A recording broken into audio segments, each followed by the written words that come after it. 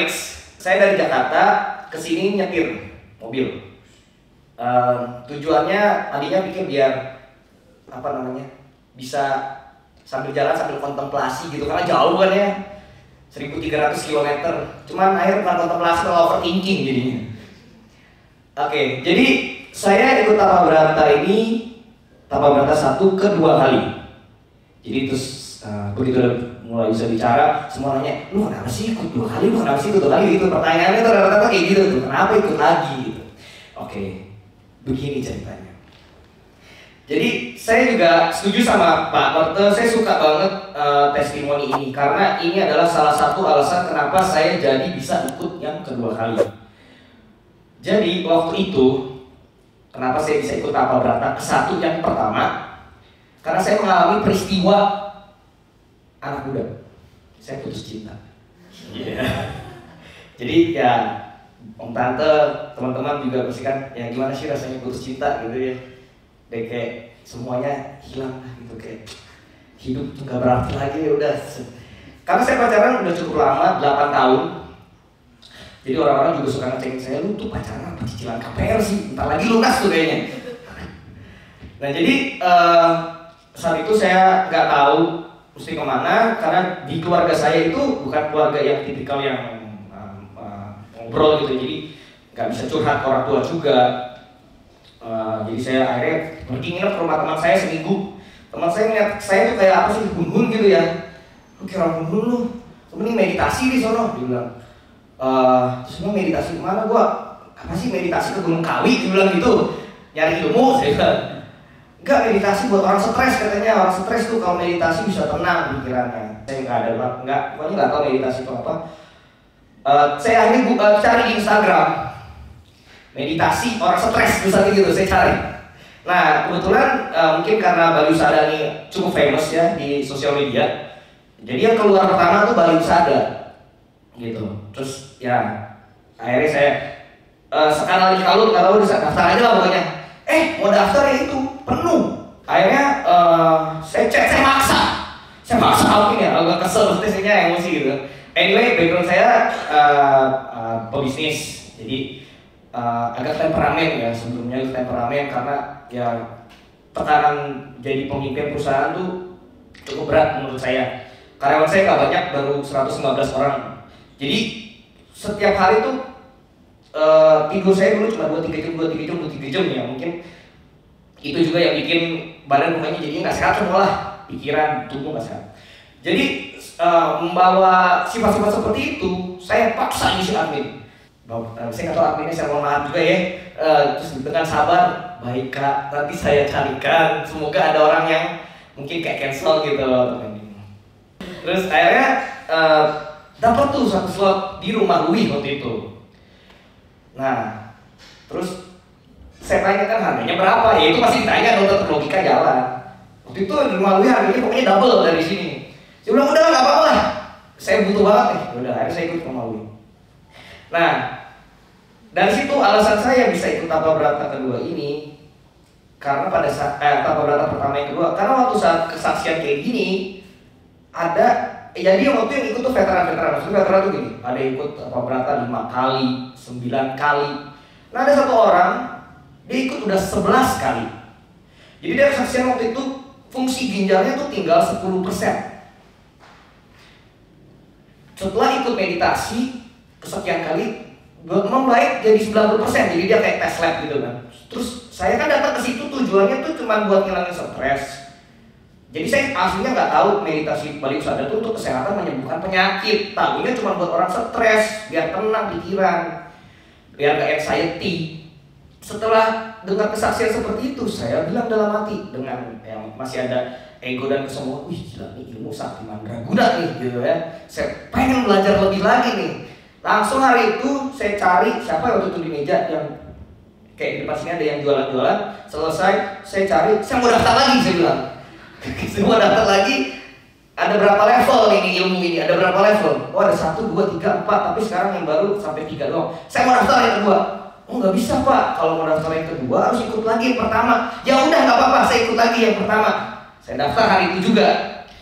Biasa disuruh isi form, Google Form gitu ya. kan disuruh isi alasannya kenapa ikut gitu ya.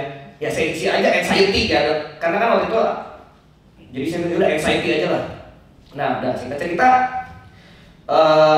saya daftar tuh, harusnya saya ikut ini bulan Maret, karena saya ikut Bali Husada yang pertama itu di bulan Agustus tahun kemarin 2023. Nah terus kan setelah kita meditasi ini tuh di grup bakal ada yang 90 hari ke depan supaya kita melatih kebiasaan, gitu ya.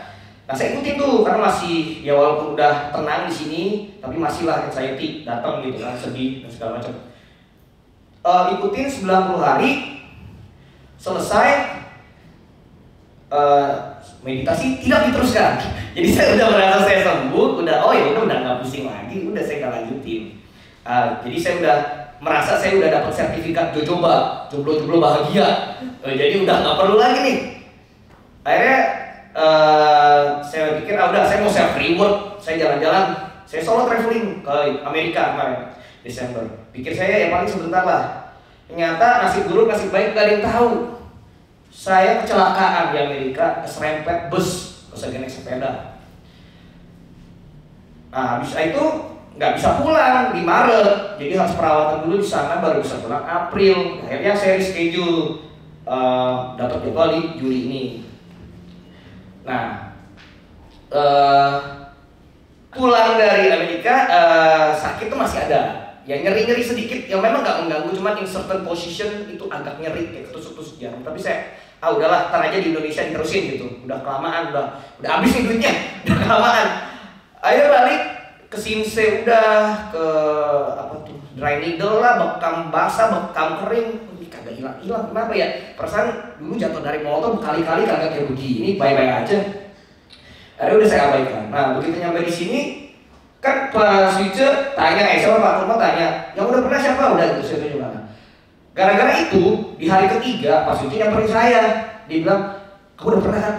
Kalau udah pernah langsung meditasi penyembuhan. Nah lo, saya bilang, mana gue inget? Waktu itu gue cuma pikirin stres doang gitu kan. Saya udah gimana caranya? Akhirnya saya pakai ilmu kikir, mau kira-kira gimana ya gitu kali ya, saya pikirin gitu. Akhirnya dari keempat beneran kan diajarin, akhirnya saya agak refresh diri. Tapi saya ngerasa kayaknya nggak pernah dapet ilmu ini ya itu. Waktu kemarin tuh saya ngapain, saya nggak inget. Terus saya ikutin ya, pikirin energi pikiran harmonis, dipikirkan ke sakit gitu ya, saya pikirin sakit saya. Terus kan ekspektasi kita kalau begitu kan makanya sembuh, ya kan? Kok ini sembuhnya nggak hilang sih ya, benci gitu kan keluar. Pikiran saya sendiri gitu di dalam hati. Terus mendadak Pak mertua yang palsu, maksudnya yang rekaman ngomong gitu kan, jangan benci gitu kan. Terus dalam hati saya, kok Pak Mertua bisa baca pikiran saya gitu. Saya ngerasa di sini saya maunya cepet sembuh, cepet hilang gitu. Terus Pak Mertua bilang harus seperti ibu merangkul anaknya, tidak boleh terlalu kuat tapi juga tidak terlalu loose kalau kita jatuh. Dalam hati saya, ibu saya nggak begitu, saya nggak punya figur itu. Gitu. Yang ada waktu saya sakit, ibu saya misalnya sakit batuk, malah dimarahin, terus gitu kan. Jadi saya nggak punya figur itu. Terus saya bingung. Terus saya mesti cari gimana ya, rasa sayang itu kayak gimana ya. Akhirnya saya ingat pacar saya. Jadi notabene saya punya pacar baru ya. Jadi yang itu dah. Soalnya waktu itu Pak Mertua cerita, gampang ngobatin putus cinta, cari pacar baru katanya. Jadi udah punya pacar baru, saya ingat kalau saya lagi sakit, pacar saya tuh dia peluk, dia elus gitu ya. Oh gitu rasanya. Pacarnya saya buang, maksudnya bukan buang dalam arti harfiah. Jadi saya ambil perasaan, oke, saya terapkan perasaan itu ke pundak saya. Udah, terus habis itu saya nggak ada, udah lupain itu, udah kasih sayang, kita kasih udah lupain. Terus kan kita ada gerakan baru tuh terakhir olahraga usada yang mengangkat memeluk bulan. Kan dia ada gerakan begitu tuh ya. Setiap kali saya angkat tangan ini nyeri kayak ditusuk jarum gitu. Karena saya udah lupain, udah penyembuhan, pokoknya udah ya itulah berserah kalau kata siapa Marisa ya. Berserah udahlah kita ridoin aja ya. Mendadak nggak ingat dong begitu udah ngangkat, kok nggak sakit? Saya udah nggak sakit nih. Terus kan kalau udah sadar sih coba terus gitu. Saya jawab, iya lu udah gak sakit. Terus kok bisa ya saya pikir gitu ya. Oh ternyata ya memang perlu jatuh dan sakit untuk bisa tahu seperti itu. Akhirnya pada saat itu saya dapat aha moment. Aha momennya apa? Jadi kan Pak Marto bilang tubuh kita itu adalah sel. Sel itu hidup. Tapi dia tidak punya hanya saja dia tidak punya kesadaran. Hidup itu maksudnya berarti kan dia ya ada dalam hidup dalam tubuh kita dia hidup. Jadi saya pikir saya anggap ini adalah sel-sel dalam tubuh saya atau sel-sel dalam pundak saya ini adalah anak-anak saya lah gitu, anak yang hidup. Tapi dia polos, inosen, dan sepenuhnya percaya sama saya, apapun yang saya berikan dia terima. Terus saya langsung dapat pikiran begini. Terus saya berpikir paru-paru saya juga ada anak-anak saya di sini yang hidup. Dia inosen, dia nggak bersalah, dia sepenuhnya percaya sama saya. Apapun yang saya masukkan, dia pasti hidup, dia pasti terima. Mau itu vibrasi buruk, vibrasi baik. Berarti di situ ada unconditional love yang diberikan kepada saya. Karena dia ya terima aja, percaya aja gitu kan. Di situ saya dapat oh ini mungkin yang namanya self love. Belajar menyayangi karena saya udah disayangin duluan nih sama sel-sel saya. Gitu. Jadi itu aha momennya. Yang kedua, aha momennya adalah ketika saya dengar ceramah Pak Marto hari ke-4 kalau nggak salah, itu kok saya seperti ini kok buat saya baru ya. So, saya nggak pernah dengar ini. Terus saya ingat waktu itu hari pertama, hari kedua, hari ketiga karena stres, anxiety, nggak bisa fokus, nggak bisa tidur. Jadinya tuh pokoknya stres. Begitu mulai hari keempat kan pikiran mulai harmonis. Ternyata waktu itu saya ketiduran Pak. Jadi waktu di hari keempat itu mungkin saya nggak dengerin waktu itu ketiduran karena udah relax pikiran udah harmonis. Jadi berasa ceramah yang kemarin tuh ngena banget buat saya di hari keempat dan hari kelima.